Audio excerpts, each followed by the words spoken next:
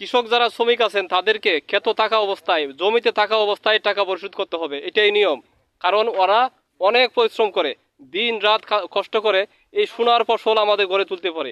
ওদের কারণেই, ওদেরকে মনে কষ্ট দেওয়া যাবে না।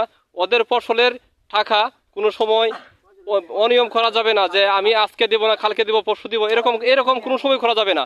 ওরা ব্যাপকভাবে পরিশ্রম করে, ওদের টাকা পরিশ্রম করা শেষ, ওদের টাকা দেওয়া শেষ।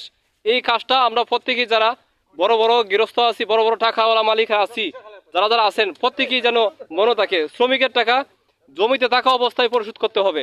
এই যে দেখেন, এই যে আমার ভাইটি যে কাজ করতেছে, এই যে হ্যাঁ, হ্যাঁ ভালো নেই ভাই, কাজ আপনি কেটে লাগান তো শেষ ভাই। কেটে লাগানি শেষ? জি ভাই। তো এখন কি আমার কাছে টাকা পাইবেন? জি জি ভাই, ভাই জি। এই যে টাকা নেন, এই যে টাকা নেন। আলহামদুলিল্লাহ, টাকা পাইছে? এমন মানুষ হয় না ভাই, কেমন কাজ করার সাথে সাথে পরিশ্রমের টাকা, ঠিক আছে, ওনা দিয়ে দিছে ভাই। ধন্যবাদ আপনাকে, অনেক ধন্যবাদ।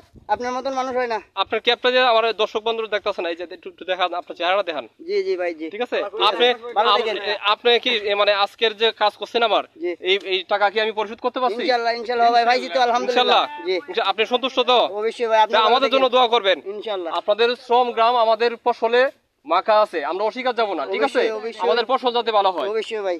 ধন্যবাদ, সবাইকে ভালো থাকবেন।